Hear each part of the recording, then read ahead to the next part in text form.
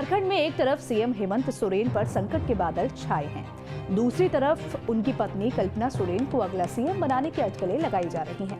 कमाल की बात है कि ये दावा राज्य के सत्ताधारी जेएमएम की किसी नेता ने नहीं किया है, बल्कि झारखंड से बीजेपी सांसद निशिकांत दुबे ने किया है। विपक्षी सांसद के इस दावे को बल तब मिला जब मंगलवार को जेएमएम और कांग्रेस विधायकों के साथ कल्पना सोरेन भी दिखाई दी। इसी के साथ कयास लगने लगे कि क्या जैसे 27 साल पहले लालू प्रसाद यादव ने चारा घोटाले में फंसने के बाद अपनी पत्नी राबड़ी देवी को सीएम बनाया था, उसी तरह लैंड स्कैम के मनी लॉन्ड्रिंग में फंसे हेमंत सोरेन भी अपनी पत्नी को सीएम बनाकर राजनीतिक दबदबा बरकरार रखेंगे।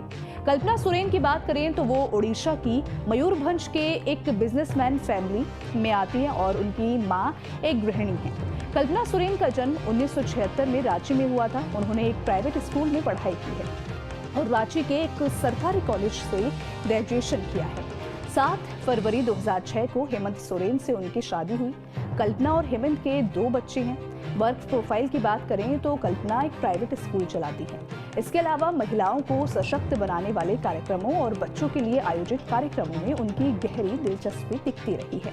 उन्हें इस तरह के कार्यक्रमों में अक्सर देखा जाता है, लेकिन सार्वजनिक मंचों पर वो कम दिखाई देती हैं। आपको यहाँ बता दें कि ऐसा पहली बार नहीं है जब कल्पना का नाम खबरों में आ रहा होगा।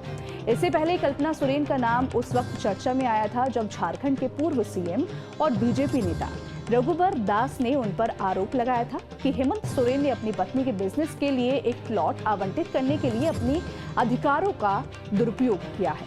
आपको यहाँ बता दें कि हेमंत सोरेन के पास उद्योग विभाग है और ये भी आरोप है कि कल्पना को औद्योगिक काम शुरू करने के लिए आदिवासियों के लिए बनाए गए प्लॉट पूल से 11 एकड़ जमीन आवंटित की गई। दावा तो यहाँ तक किया गया कि रांची के बरहे इंडस्ट्रियल पार्क में सोहराई प्राइवेट लिमिटेड को मीट प्रोसेसिंग यूनिट के लिए प्लॉट आवंटित किया गया था।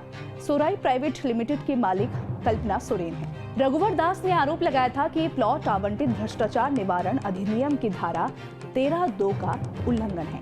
वहीं हेमंत सोरेन की बात करें तो उनके आवास सहित तमाम ठिकानों पर सोमवार को ईडी की टीम ने दबिश दी। इस दौरान हेमंत सोरेन के गायब रहने की चर्चा हुई। यहां तक कि बीजेपी हमलावर हो गई और दावा किया गया कि हेमंत सोरेन भगोड़ा हो गए हैं। झारखंड के राज्यपाल सीपी राधाकृष्णन ने भी डीजीपी से हेमंत सोरेन के बारे में पूछताछ की, लेकिन वो भी कोई जानकारी नहीं दे सके। इन सारे उठापटक में करीब 40 घंटे गायब रहने के बाद हेमंत सोरेन मंगलवार को एक सार्वजनिक कार्यक्रम में नजर आए।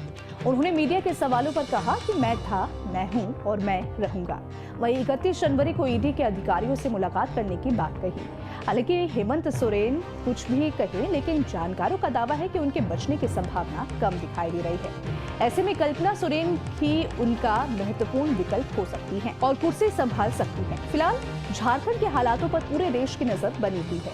इसको लेकर आप क्या सोचते हैं, आपकी क्या राय है, कमेंट सेक्शन में जरूर बताएं। वीडियो पसंद आए तो वीडियो को लाइक शेयर करना ना भूलें। धन्यवाद।